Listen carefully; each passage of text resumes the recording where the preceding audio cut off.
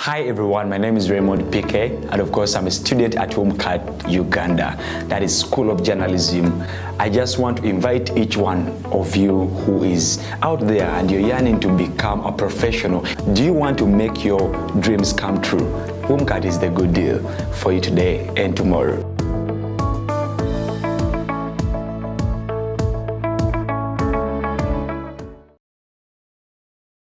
United Media Consultants and Trainers has been ranked East Africa's leading school of journalism and mass communication. That has been our afternoon news. My name is Stella Nasuna. Keep watching UMCAT TV. I like the way that lady anchors news. She's really professional. Daddy, I want to be like that lady Mommy has just talked about. I want to be a journalist. Honey, where can we take our daughter to study journalism and mass communication? Of course, UMCAT.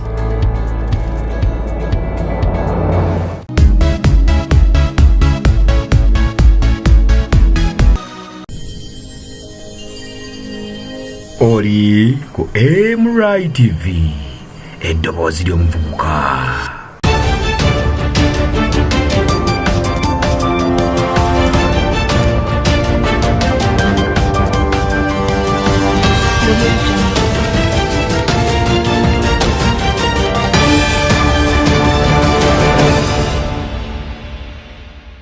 Nkwanirizaako nnyo ku MRI TV yonna gy'osinzira okuba ng'otulaba tukwebaza ne ssekwebaza okuva gye bwakeredde kadde kabeera k'amawulire amasu mu maaso awo tugenda kuba twegattako n'omusasi waffe Martin Boma agenda kuba aliko n'omutunuulizi w'ensonga nga boogera ku nsonga ez'enjawulo omuli okwetonda kw'omukulembeze Yoweri Kaguta Museveni. Katusooke tulabe emitwe emikulu egikoze agaleero oluvannyuma ate tukomewo nago mu bujjuvu. Emitwe gy'amawulire nga gikutuusibwako UMCAT School of Journalism and Mass Communication basomesa eby'amawulire basangibwa Sir Apollo Kaggwa Road ebukesa kya Dondo Road okumanya ebisingawo bafune ku 0772 43 59 50. Ekitongole ky'amasannyalaze ki UEDCL kisabye bannayuganda okukomya okukozesa bakamyufu okubazzaako amasannyalaze nga gavuddeko. Babeetondedde olw'amasannyalaze okuvaavaako. Uganda kati ffe twaweebwa obuyinza n'akalulu katukwata kugikyaza wano. Minisita w'ebyobulimi n'obulunzi Frank Tumwebaze alaze obwetaavu bw'okuggyawo amateeka agakugira emmere eva mu nsi endala. Ekikonde Kafunkulankete kyanyoose ku kitebe kya DP abagenda embalala atayitiddwa mu butongole teweetantala. Twagala ne kanso. Ab'e Kawempe North beetegefu okuddamu okulonda. Abamu ku balonzi bagamba singa akakiiko k'ebyokulonda kakkiriza ne kassaako Nambi ne Nalukoola ku kakonge.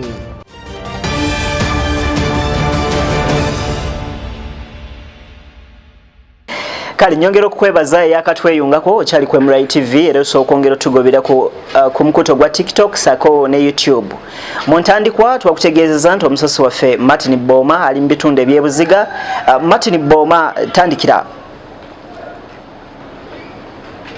Neyanziza nnyo neyanzege mu Uganda wange Mbazira Friday nga wabategeezezaako onako olwaleero atwasazeewo enkambi okugikuba ebuziga nga tuli n'omu ku batunuulizi b'ensonga mu ggwanga Kabito Mbalaka tugenda kuba twogerako okwetonda kw'omukulembeze w'eggwanga lino Yoweri Kaguta Museveni yavuddeyo ne yeetondera Obuganda olw'ebyo ebituusiddwako gavumenti ye emyaka 40. Tugenda kuba twogerako ezimu ku nsonga ye ng'omukugu akiraba atya okwetonda kw'omukulembeze w'eggwanga lino eno kiina kye kigenda okukyusa nga tugenda mu kalulu aka 2026.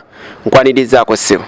Kale ssebo, okusookera ddala ku mulamu ogwo njagala kutegeeza bonna abatulaba bannansi nti okwetonda kwa pulezidenti kulina kye kutegeeza naddala ku kifaananyi ekinene eky'eggwanga era ndowooza ensonga lwaki kukoza amawulire era ne kufuuka kwa nsonga. Naye guno si gwe mulundi gwe ogusookedde ddala okwetonda.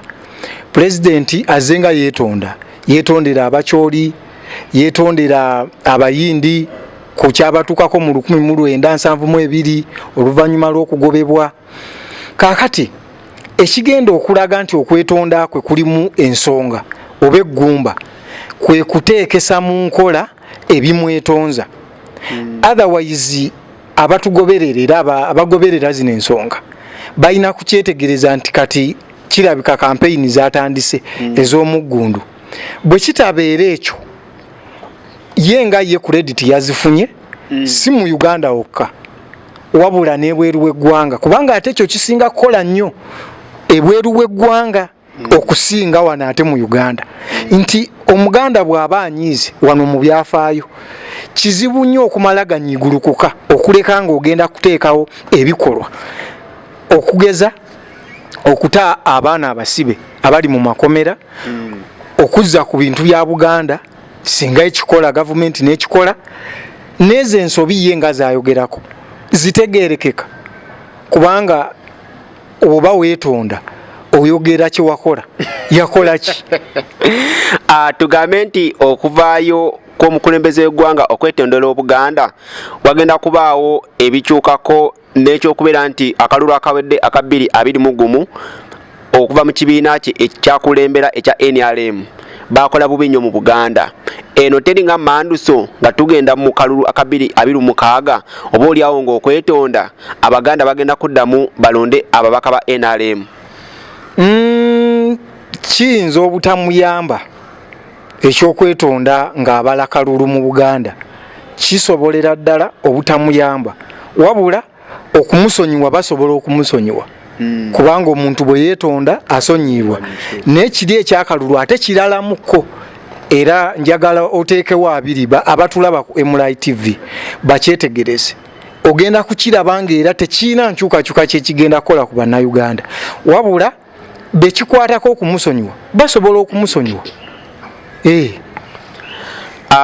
Okwetonda kw'omukulembeze w'eggwanga erya Uganda ako yavuddeyo okwetonda ne minisita w'ebyenjigiriza n'ebyemizannyo Amama Janet Kataha Museveni bavuddeyo ne beetondera Obuganda era gavumenti ya Buganda yavuddeyo nekakasa nti oba oliawo wagenda kubaako ekituukibwako. Ngenda kuba nkuzaayo ewambazira Friday mu studio akongereyo n'amawulire amasu. Kakati mwami Boma oluvannyuma lw'okuwulira ebigambo okuva mu mutunuulizi w'ensonga oyo Kabito Mubarak nsaba omumbuulize nti Buganda ebintu by'ebanja gavumenti ey'owakati okwetonda kw'omukulembeze Yoweri Kaguta Museveni tusuubire nti Buganda by'ebanja gavumenti ey'owakati egenda biwa Buganda. Kabito Mubarak Mbazira Friday alina ekibuuzo kyabuuza nti President Museveni okwetonda Buganda ebadde ebanja gavumenti ebintu byayo okumala emyaka tubale emyaka nga 25 egisembyeyo okuva Ssaabasajja Kabaka bwe yadda ku Namulondo nga alamula Obuganda. Tugambe nti okwetonda kwe ebintu Buganda byebanja gavumenti bigenda kujiddizibwa oba tekina kigenda kukyusa ekyo mwekyo okwetonda kwe. Anti kati okuddiza Buganda ebintu byayo tekyetaagisa kusooka kwetonda olina kubijiwa buwi kati ekyo tekiina we kikwataganira na kwetonda kwe nti anaddiza Buganda ebyayo. Ekyokusookera ddala yenna atugoberera kyeyalisinza okutunuulira lwaki mu kwetonda kuno kwolaba kwazaakola kuba nkugambye tasookedde wano ku Buganda wokka abacholi abeetondera abayindi n'abeetondera abo bayinza okuba be yakolerako ekyenjawulo naye kati ku Buganda nti okuvaayo okwetonda azzeeyo ebi nedda si bwe nkisuubira. Ono tubadde ne Kabito Mubarak omu ku batunuulizi b'ensonga mu ggwanga ng'abadde atusiigira ekifaananyi mu kwetonda kw'omukulembeze w'eggwanga erya Uganda. Oba oliawo ffe ng'Abaganda twasanyuse nnyo olw'omukulembeze w'eggwanga okwetonda era tusuubire nti nga tugenda mu kalulu aka 2026 tewagenda kubeerawo ebyekiwamba abantu okuba bannamawulire okutyobola eddembe ly'obuntu oba oliawo n'okutuyigiriza olulimi olunyankole nga ffe Abaganda. Tubadde tusinzidde waneeno ebuziga nga twogerako ne Kabito Mubarak. Ngenda kuba nkuzaayo ewa muganda wange Mbazira Friday mu studio agenda kwongerayo n'amawulire gaffe amasu. Nze Martin Boma wanebuziga. Weewaawo kale toyanza nnyo toyanzeege nate amasu kagatandike mu bujjuvu. Abakungu okuva mu kitongole ky'amasannyalaze ekya Uganda Electricity Distribution Company Limited UEDCL bavudde ne beetondera bannayuganda olw'amasannyalaze agavaavaako. Okusinziira ku Jonan Kizza, omwogezi wa UEDCL, asabye bannayuganda okwongera okubagumiikiriza era n'ategeeza nti obatuukira mu Desemba oba giyita Entenvu 12 nga amasannyalaze agadde gavaavaako ensonga eyo baginogedde eddagala. Era n'ayongera n'okutegeeza bannayuganda okwewala bakamyufu oba abazzaako amasannyalaze nga tebafuna bibaluwa ebiboogerako katubirabe. Bannaffe ab'ekitongole kirabirira oba ekikuŋŋaanya amasannyalaze mu ggwanga ekya UETCL kibaddeko nakyo n'okuggyako amakuŋŋaanyiriza g'amasannyalaze ag'enjawulo mu bitundu eby'enjawulo mu ggwanga, mwe mubadde n'ery'Emutundwe, mwe mubadde Kawanda, Nkenda ne Mbarara North substations oba amakuŋŋaanyirizo gano gonna gabadde gaddaabirizibwa. Ekitegeeza nti aboota amasannyalaze mu bitundu bino tubaddemu n'okutaataganyizibwa mu buweereza era ng'ekitongole tusaba obbeetondera naye nga bino byonna bibadde bikolebwa okulaba nga obuweereza bw'amasannyalaze ate tubusitula tubuteeke ku mutindo ogwa waggulu gwe twetaaga ffenna, ate n'okutuukiriza obuvunaanyizibwa obwatukwasibwa ekitongole kitulabirira ekyokusiga ssente, kubanga kitukakatako ng'ekitongole okukozesa ssente ekitongole kyaffe kitulabirira ze kiba kituwadde okukozesa mu kaseera ako ketuba katuweereddwamu ssente. Naye ng'ekigendererwa gavumenti kyerina kyakulaba nga tuteekawo embeera nti ebyuma ebitambuzibwako obuweereza bw'amasannyalaze birina obusobozi ate birina obusobozi obusobola okutuusaako obuweereza obulungi ennyo bwayota amasannyalaze bwe weetaaga. Bw'oba ofunye embeera gy'otategeera ku byuma by'amasannyalaze tusaba olwope eri abakulembeze abakuli okumpi kababeere ba LCs basobola okutwala obuvunaanyizibwa okulaba nga batuyambako nga tukwasisa amateeka mu ngalo. Osobola okugenda ku poliisi oba ku barracks ey'amagye oba eya poliisi yonna ekuli okumpi olwope ensonga yonna ekwata ku bubbi buno bw'amasannyalaze.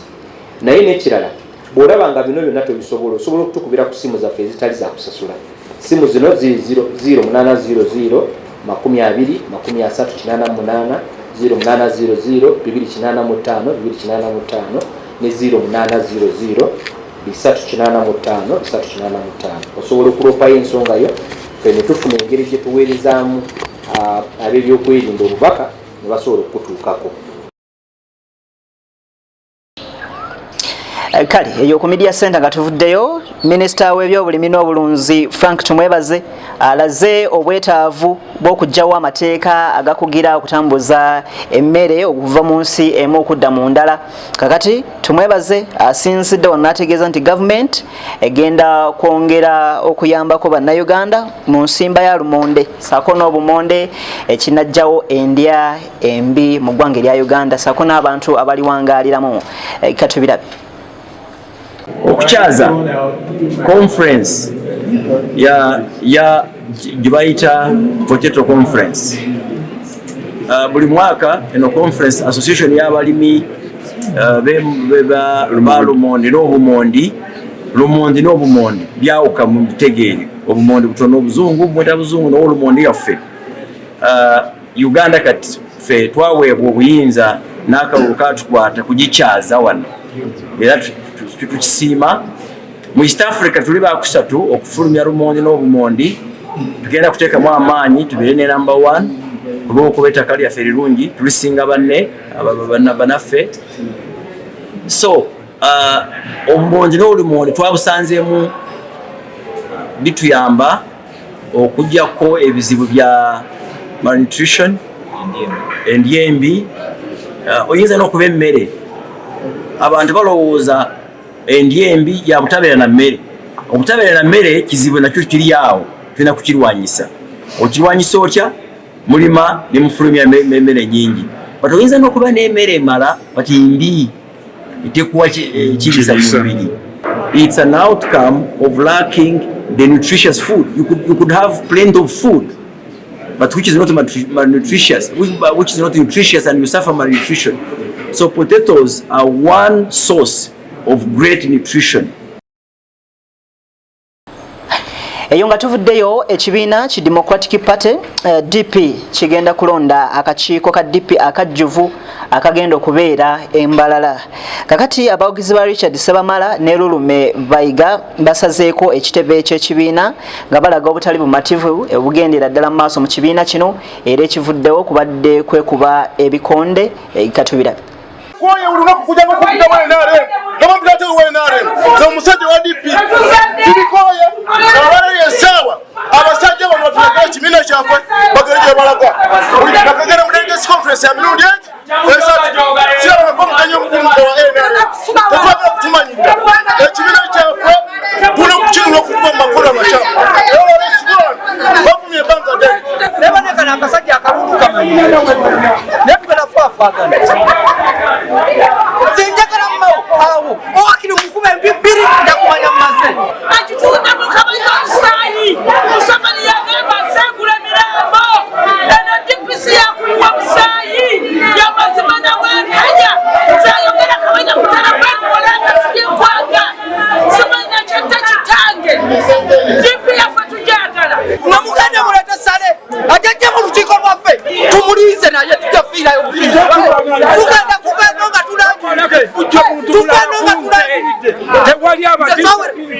nga temujja kale nga tukyali ku kitebe kya DP Senkulu w'ekibiina kino Norbert Mao agumiza bammemba ba DP era n'alabula oyo yenna asobola okukola emivuyo nti kagenda kuba kamujjuutuka. Norbert Mao ayongedde n'ategeeza nti abo bonna abagenda embalala okulonda balina okuba nga bali ku lukalala nga bawandiisiddwa saako n'okukakasibwa nti balina ebbaluwa ezibakkiriza okwetaba ku mukolo guno. N'egguliro lino erya Norbert Mao Senkulu wa DP katubirabe. Constitution ya DP egamba okuvuganya oyina kubanga obadde active member okumala emyaka 10 ate teeka eryo likwata buli omu yakwata ne mukwano gwange muto wange Mbidde yali ayagala kwesimba okuba vice president w'ekibiina kya DP n'anoonya n'akalulu ng'atambula eggwanga lyonna agenda sinkana ba delegates okutuuka Embaale ne bamukuba stop tisebo wano toyitawo bannaffe abamu abayita aba DP nga baagala kukola kavuyo ku kitebe. Embeera eyo tetandise leero ne mu kalulu akayita 2020 waliwo ekibinja ekyajja wano ne kimenya endabirwamu nga bo bagamba baagala Bobby Mao. Abantu abo tubamanyi. Omuntu yenna ayagala okulembera DP terina gyeraga. DP weeri enkya leero n'okwosa enkya ejja kubeerawo lubeerera paka Yezu lwalidda okweddiza obukulembeze bwonna. Omuntu yenna abeere mukakamu bw'obanga oli wa kugikulembera ojja kikulembera kubanga ojja kisanga. Delegates Conference egenda kubaawo mu mirembe ejja kuyitawo enjuba ejja kubanga era eva buvanjuba nedda bugwanjuba balunga omunnyo binzaali n'ebyobulimba Mao atutte abalonzi ba DP ewasale sale abagabire sente basobole okumulonda. Bannaffe omuntu yenna ayawulidde ebigambo byange nayogedde kaati omuntu yenna aze wano ng'alowooza aze kufuna sente ogenda kuswala kubanga tewali sente z'ogenda kufuna wano. Kale tukwebaza okubanga okyali ku Emirates TV tugenda kubanga tumulamuko n'ekitundu kyaffe ekisooka tugendeko wa kitunze Gomba bwe tukomawo tukyalina amawulire mangi mulimu na bino. Bwe tukomawo ebibiina by'obufuzi ebipya byongedde okumerukawo. Omubaka wa Nnyendo Mukungo w'ekitiibwa Mathias Mpuga Nsamba atongozezza ekibiina ki Democratic Front. United Media Consultants and Trainers has been ranked East Africa's leading school of journalism and mass communication. That has been our afternoon news. My name is Stella Nasuna. Keep watching Bunka TV. I like the way that lady anchors news. She's really professional. Daddy, I want to be like that lady Mommy has just talked about. I want to be a journalist. Honey, where can we take our daughter to study journalism and mass communication? Of course, Umkat.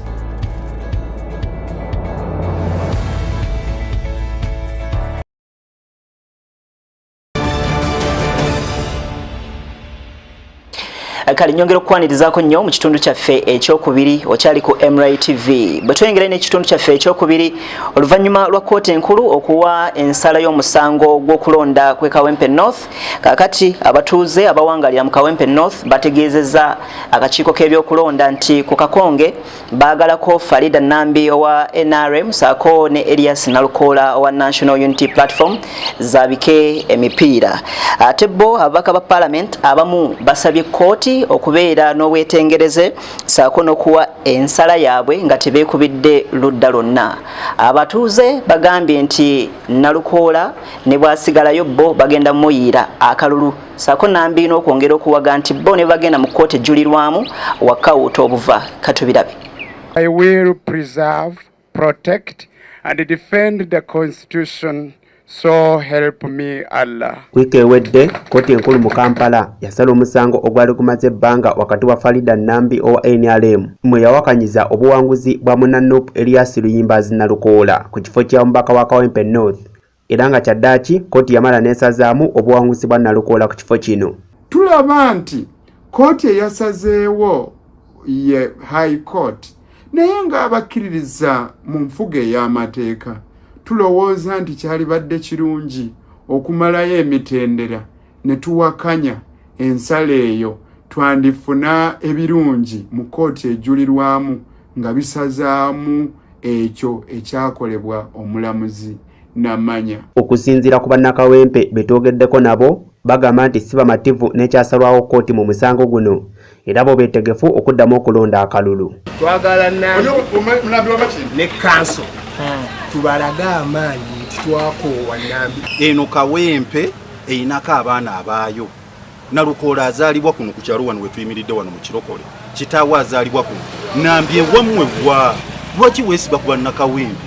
Naye nga twandyagadde akalulu kaddemu mazima na bwenkanya era tulabire eddala bw'abanga oli agamba yeyawangula abalonzi banaamuwa naye bwe kinaabanga ddala Nalukoola yeyawangula of course ajja kubanga yaddamu.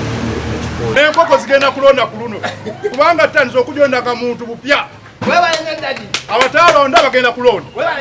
Nalukoola alina okutayeralikirira tugenda kumuwa akalulu n'enkoko zigenda kulonda n'embuzi zigenda kulonda. Ffe nga bannakawempe tuli banyiivu nnyo, tetuli basanyufu era tuwakanya n'esse kuwakanya ensala ya kkooti. Ate Farida Nambi owa NRM agamba nti obululu bwe obwabulankanyizibwa bwandikyusiza nnyo kinene ku sayidi ye kyagamba nti si wakutuula butuuzi okulaba nga obuwanguzi bwe bugenda bwe butyo.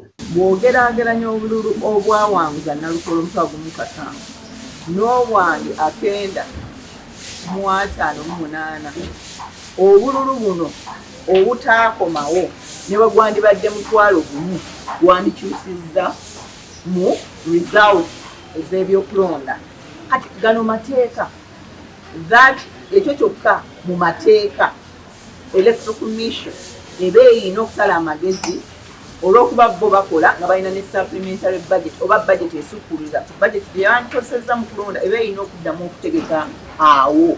Naye olw'okuba obululu bwange bwali bwetaagako obululu 8 kati bw'obutakomyawo obululu obwo ate n'olangirira omuwanguzi oba omenye etteeka ya Parliamentary Elections Act. Okusinziira ku babaka ba Paalamenti ku nsonga z'e Kawempe bagamba nti kyekiseera kkooti okwetongola obulungi mu nsala y'emisango kisobozese bannansi okufuna obwenkanya mu by'okulonda. Abantu b'e Kawempe tubaagaliza birungi naffe gye tuli eyo bwebityo bwe bituyisa naye tulowooza nti nno ku nkomerero ya byonna obuyinza buli mu mikono gy'abantu era oyo anaabanga alina obuyinza bw'abantu yajja okuvaayo ng'omuwanguzi. Mpozi n'okuba nti nno ekiseera kituuse kooti ne ziyimirira nga zeetengeredde. Kati bw'oba osanze nti nno Honorable Nalukoola si yali omuzibu, akakiiko k'ebyokulonda ke kaali akazibu, ke kaaviirako emitawaana, era n'ogamba nti nno buli omu yeesasulira ensimbi ze z'akozesezza mu kulonda. Kale lwaki oddayo abantu bano abakoowu, abantu b'e Kawempe, n'osalawo ate bo bazze mu kalulu kye ndowooza nti naawo balansinga ebuzeemu. Akalulu kano kitegeeza nti Electoral Commission teyeeyimiridde era tetengeredde kulaba nga etegeka akalulu akali free and fair. Mu bantu abayisibwa obubi nange nalimu, anakubwa era n'ensibwa era n'enkwatibwa abantu bajja ati ne banteeka mu drone ne bantwala era ne bannaffe ffenna ne batusiba mpaka Luzira. Kyewuunyisa olunaku olwaleero nti gavumenti eyalina state eyalina okutegeka akalulu kano ng'ate Electoral Commission nayo amu erina okulaba nti akalulu kali free and fair. Kyerabika kyali kigenderera okulaba nti amagye ne poliisi bakola obuvuyo okusobola okuleeterawo enkola nti wadde mujja kuwangula tujja kusobola okulaba nti ensonga zino tuziyiwamu amazzi mu kkooti. Okusinziira kakiiko k'ebyokulonda mu ggwanga kagamba nti bo balinda kiraka wa paalamenti okubategeeza nti ekifo kya Kawempe North tekirina mbaka yenna akikiikirira olwo baddemu okutegeka akalulu mu bujjuvu. Ku lwa MRI TV nze Martin Boma.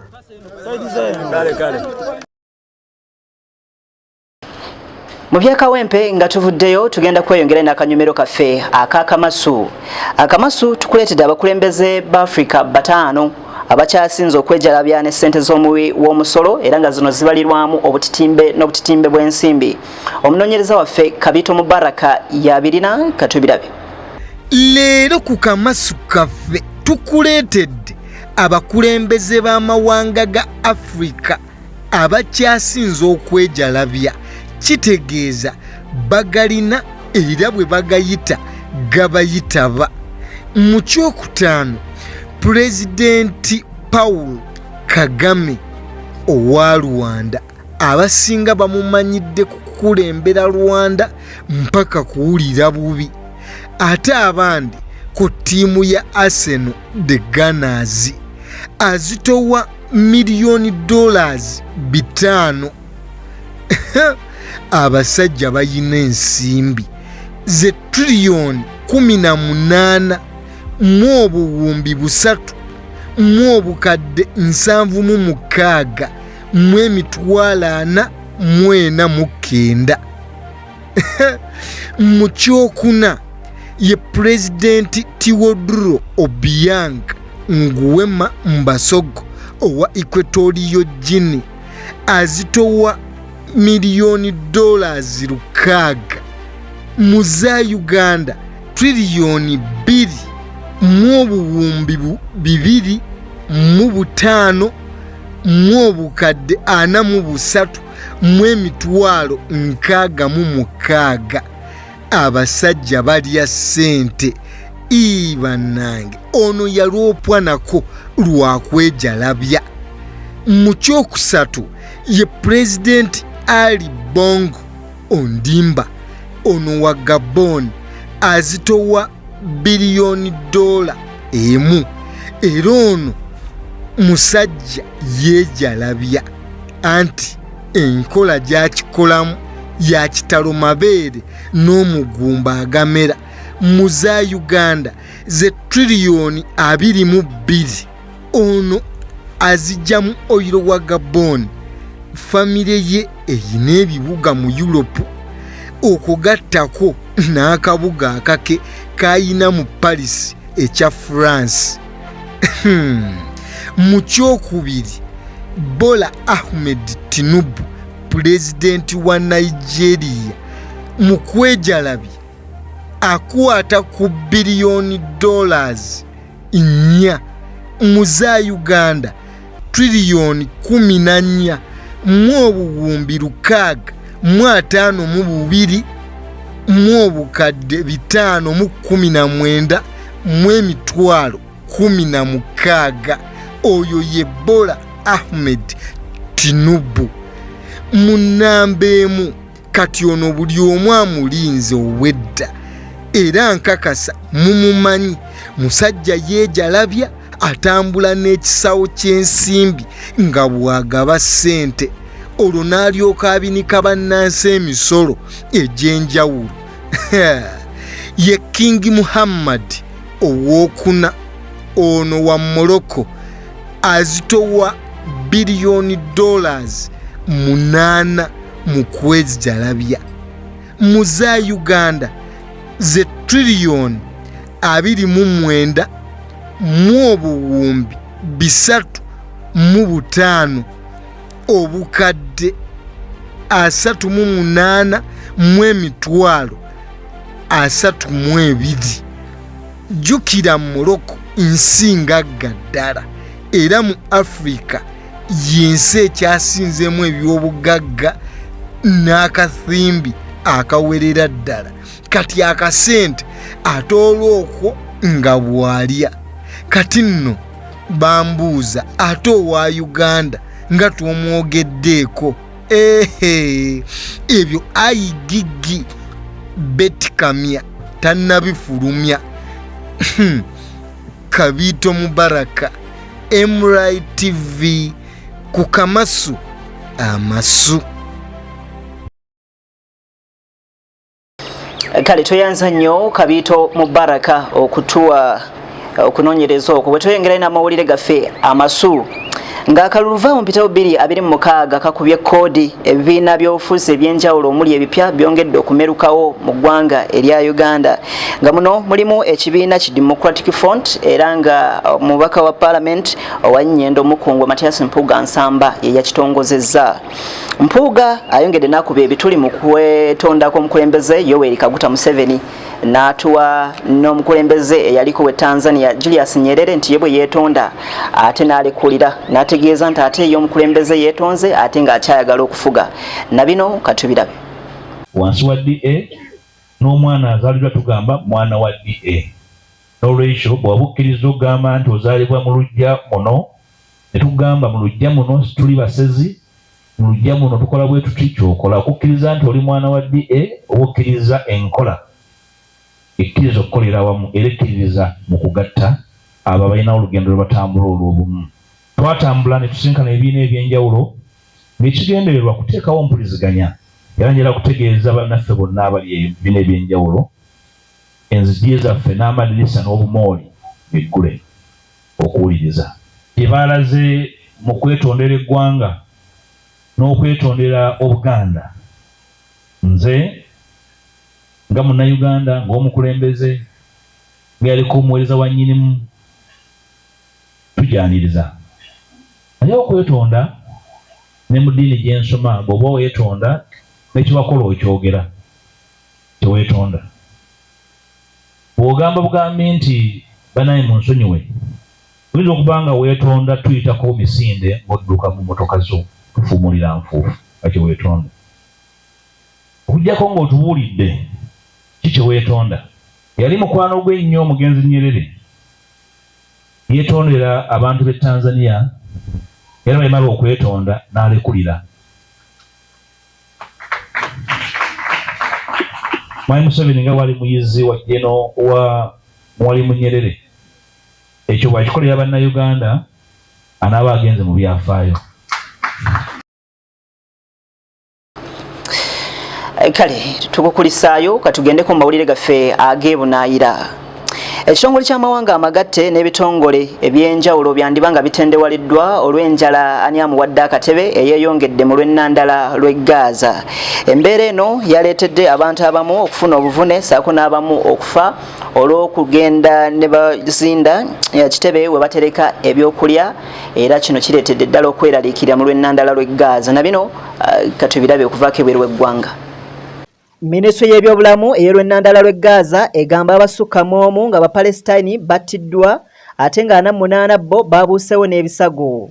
Embeera eno etawomya Nnakabululu yavudde ku nkumi n'enkumi z'abantu okulumba weyahawusi y'ekitebe ekigaba obuyambi okwefunirayo ekyokuzza eri omumwa. Enkuyanja n'enkuyanja z'abantu zaalabiddwako nga beetisse obusawo bw'obuwunga wabula nga buno baabwegabidde saako n'abamu okuwalampa bagwe munda olw'omulyango okubeera omutono. Embeera eno ereeteddwa olutalo olukulungudde emyaka n'ebisiibo wakati wa Hamas n'Abayisirayiri nga kaakati bannansi batondoka lwa njala okusingira ddala Abapalestine oluvannyuma lw'emyezi 3 nga ensalo ya Isirayiri nga nzigale awandiise obuyambi. Kaakati okusinziira ku kitongole ki United Nations n'ebitongole eby'enjawulo byandibanga bitendewaliddwa oluvannyuma lw'okutegeeza nti tebajja kusobola kulabirira abantu obukadde 2.3 egy'abantu mu Gaza abatalina kye balya. Kaakati olutalo luyingidde ennaku 61 okuva olutalo lwatandika ng'ennaku z'omwezi 7 ogw'Okumi mu mwaka gwa 2023 nga Bahamas bakola obulumbaganyi ku Bayisirayiri. Ebbanga eryo lyonna abantu bazze balusuulamu akaba era abantu abasoba mu 5,600 be bazze balangirirwa nti bafu nga ku bano 5,142 ba Palestine ate 1,706 Bayisirayiri saako ne bannamawulire abasoba mu 1,800 abaakafiirayo nga basaka amawulire. Era ebibalo bino bizze bikakasibwa Ministry y'ebyobulamu e Gaza. Kuba MRI-TV nze Mbazira Friday Amasu.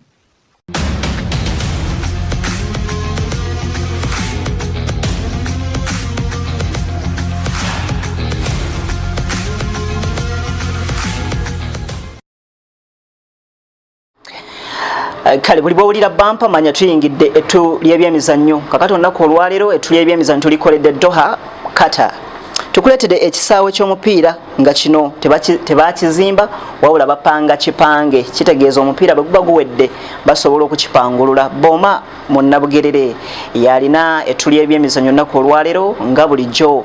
Katubirabe Baseya nkusaba wolikalira akaleero okote buliro kati gwe abadde atekateeka okuseereza olubatiso ko biveeko tusumulule ettu lya leero. Ndese ekisaawe kye bapanga obupanzi ekikyayogeza abantu obwama n'okutukonaku olwaleero nga abasajja abawalabu bakiteekako obwongo bwonna okulaba nga kivaayo. Kino kiyitibwa Ras Abodi abangi kye mumanyi nga Stadium 974 kisangibwa mu ggwanga erya Qatar mu kibuga ekikulu ekya Doha ku lubalama lwa Persian Gulf ku Mediterranean Sea. Kino Baseya kye mulaba abasajja tebazimba kizimbe bapanga kipange ng'omusajja kafulu eyakuliramu enteekateeka eno ayitibwa Fenwick Liberani enzaalwa eya Spain y'omu ku basajja abakiwumba ne kampuni eya Sucrach Bergman esangibwa mu kibuga Stuttgart ekya Bugirimaani ne Ilson Molani batandika okukizimba mu mwaka gwa 2017 ne kiggulwawo nga 3 Novemba 2021 nga Qatar yetegekera okukyaza empaka ez'ensi yonna eza 2022 era ekisaawe kino kye mulaba kyazanyirwamu emipiira 7 mu kikopo eky'ensi yonna. Bakipangako kontayina ezitwala ebintu ku nnyanja eziwererako ddala omugatte 974 era oluvannyuma ne kituumibwa Stadium 974 nga koodi y'eggwanga erya Qatar lyekozesa erya 974 kitudde ku eka z'ettaka 1,011 kirina obusobozi okutuuza abantu 4,489. Abasajja bakikola nga kya muddo. Abasajja abawalabu bakisaasaanyizaako obukadde 656 obwa dola za Amerika nga muzaffe okukizimba obuzimbi kyamalawo trillions 2 n'obuwumbi 4 n'obukadde 10,768. Ekisaawe kino abasajja bakikola nga kyakumenyebwa ng'empaka z'ensi yonna zaakaggwa. Kakati abasinga obungi mwebuuza kyo nga kyo Seya kikyaliwo. Abakulu okuva mu ggwanga erya Uruguay mu South America bateekayo okusaba kwabwe eri gavumenti y'eggwanga erya Qatar okusobola okwesa ekisaawe kinene mu kibuga kyabwe ekya Maldonado. Ekitegeeza nti ekisaawe kino bwe wataabeewo kikyusibwa kyakukyusibwa okugibwa mu ggwanga erya Qatar okutwalibwa mu ggwanga erya Uruguay mu kikopo ky'ensi yonna ekya 2023. Uruguay kyegenda okwegattira wamu n'amawanga agawererako ddala mu kutegeka empaka ezo. Baseya abasajja balina waaka nze mbatadde nze Boma Munnabugerere. Kale twongera okwebaza abagoberezi baffe okuva gye twatandikidde okutuuka akaseera kano. Amawulire gaffe amasuubwe gati bwe gagenze osobola okwongera otugobera ku MRI-TV YouTube saako no MRI-TV TikTok era nga tubategeeza nti wabula ennaku 3 zokka okutuuka kulamaga kw'abajulizi e Namugongo. Embeera yonna nga bw'eneeba etambudde tugenda kuba tugikulaga. Nze Mbazira Friday akuume atakumira mpeera Ssaabasajja Kabaka Wangaala.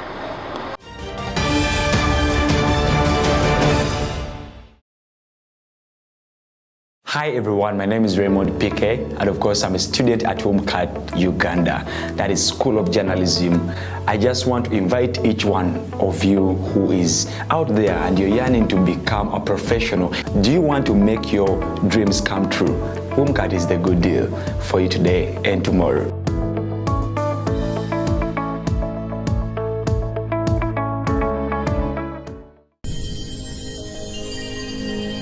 Oli ku MRI TV, eddoboozi ly'omuvubuka.